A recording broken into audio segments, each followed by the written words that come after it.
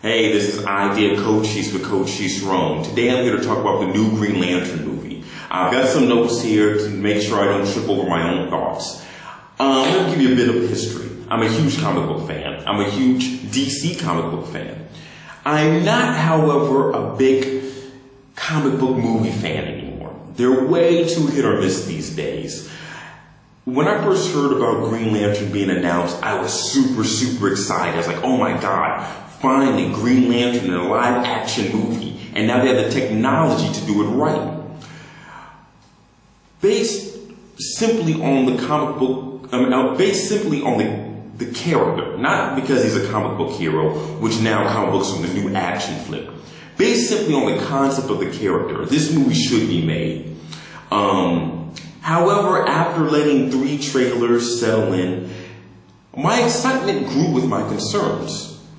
You see, I don't want this movie to be like Thor, which kind of got a pass simply because the Thor movie was not a complete piece of shit. It was an adequate movie. I don't really care to see another movie, but it was okay. I want Green Lantern to actually be a good movie.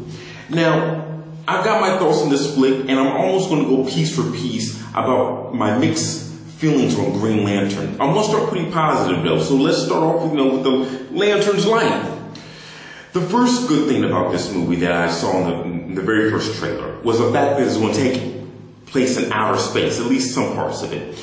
You see, unlike Batman or Superman, where you have one hero and then he can be the only hero of that city or that world, Green Lantern is like a cop.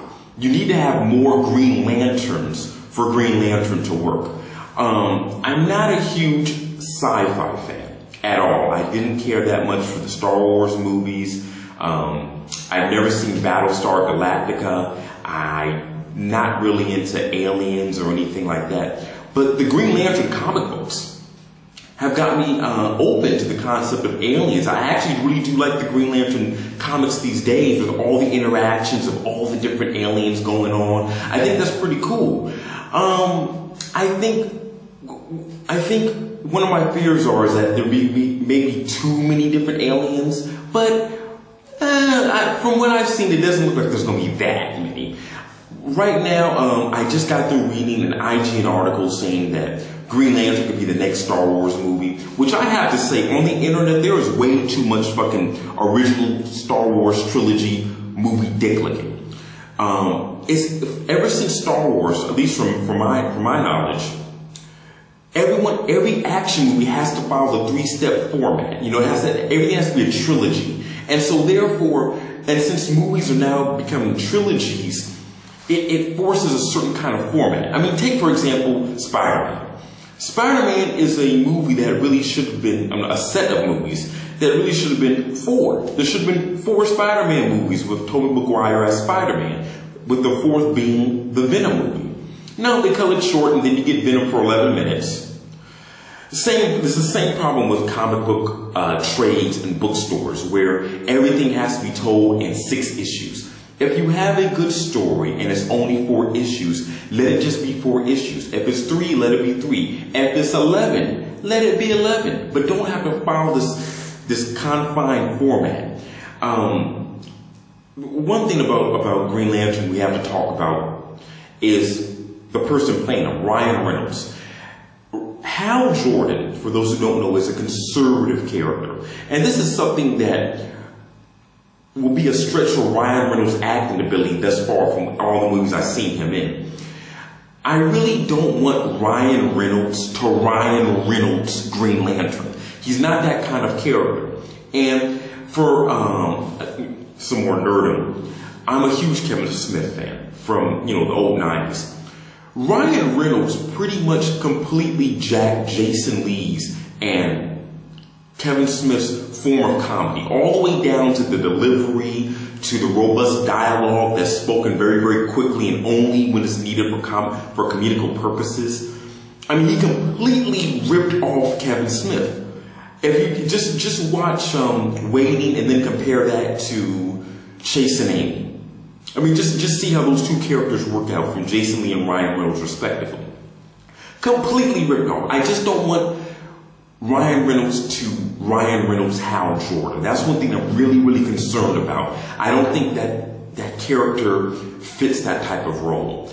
One thing I'll say that this movie does have me a little concerned because it's from Warner Brothers and DC, a company, because Warner Brothers owns DC, a company that has probably the worst marketing team ever.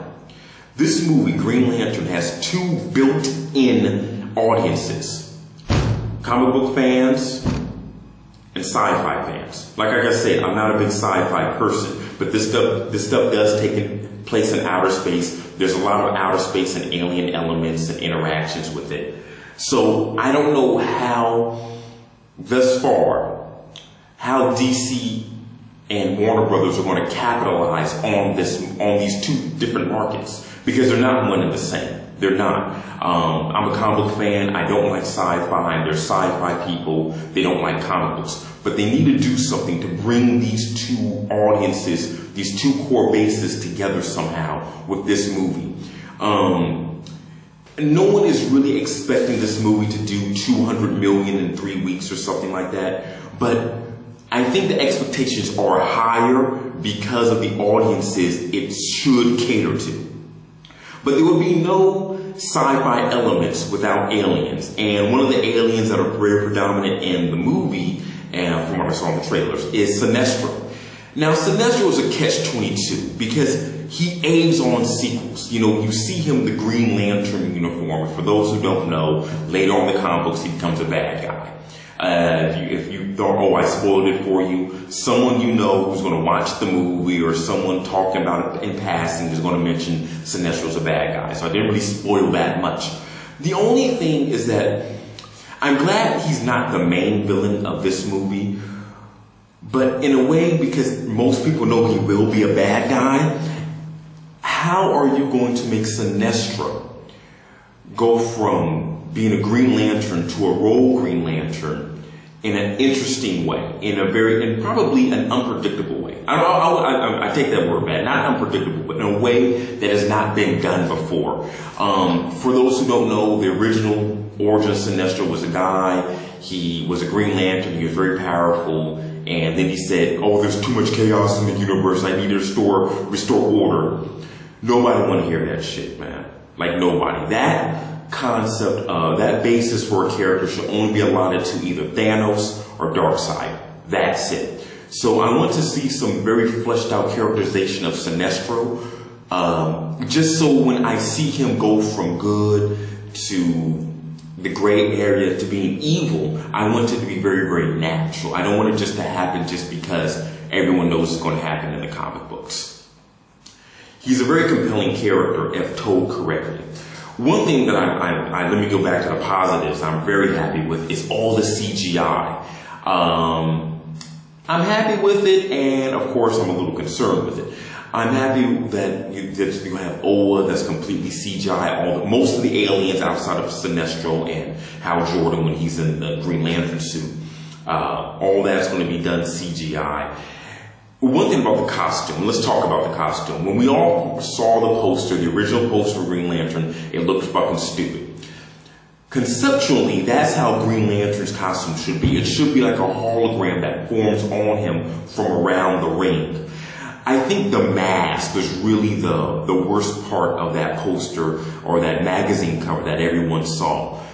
But I think it's kind of like Superman Returns, where when everyone saw the first picture of Superman, Brandon Ross Superman and Superman Returns with the darker coloring of the suit, everyone was like, oh man, that looks terrible. But in motion, it looked fucking awesome. It looked so good that they used the same coloring, not the S-shield, but the same coloring for the finale of Smallville when Tom Welling goes into the Superman suit. It's the same coloring style as Superman Returns. And when I saw the trailer, the Green Lantern in his costume did not look so bad. Most of the trailer does not happen with the mask, which I think is a huge positive because I don't know how well they can keep that going on. Maybe the first time they have him in the mask and a few other times, but kind of chill off with that. One thing, of course, that I'm really concerned with is in CGI is the physical aspects of CGI. Not so much the cleanness, but the physical aspects. The physics and the weightlessness of many characters when they're portrayed in CGI in live action movies. You know, when you have probably the first Spider-Man movie. The third Spider-Man movie, not so much. They really improved the special effects. But the first Spider-Man movie, it looked like he weighed like a feather. Or the Transformers movie, where, you know, the Transformers, they're fighting. But and since they look like they don't weigh anything, you don't really feel the impact of the action taking place. And you know there's going to be a part in the movie where one Green Lantern or a bunch of Green Lanterns, they get hit or there's some sort of explosion. Then they start going flying back. And then they go and hit the ground. And when they, at the points of impact of hitting a wall or a car or whatever, and then hitting the ground, there's going to be that elasticity to their characters. And that right there takes me out of the movie. That right there, it makes the movie a video game more than a video game, because in video games, they don't really use real people. So there's no big suspension of disbelief that's broken. I just really hope that they don't use the CGI so much where they're relying too much on explosions to cover up for the little small minor details in CGI use on a massive scale. I hope that doesn't happen. I hope they have some sort of physics behind the CGI, if that's possible at this time. That being said, this movie has the potential to be the next big thing in comic book movies. If the comics of Green Lantern taught me anything, is that the Green Lantern universe is like its own universe within the DC universe. It's expansive, it's interesting, and I love all the interactions amongst the characters.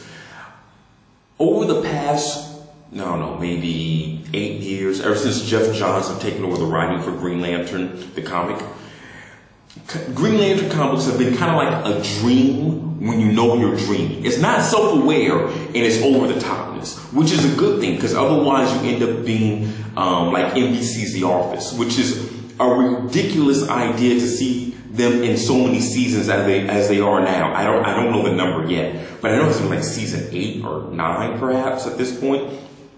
Why are they making a documentary about office people? When are they going to ship this footage to the editing, to the production team? Why are they doing this? That's what happens when you're too self-aware. At this point, that TV show has really lost a lot of impact. And a comic book called Deadpool, which for a number of years was pretty good because he was a comic book character who knew he was a comic book character. But when he has to interact with other comic book characters, it loses meaning. And I just don't like too many self-aware, self-referential things within comic book movies or movies in general. Where everyone, winks at the camera or winks at the reader or the viewer of a movie. I just hope that this movie in general can grow organically and accordingly and make this a franchise that everyone can enjoy. Okay, guys, you guys take care. I'll see you next time when I talk about something different. Bye.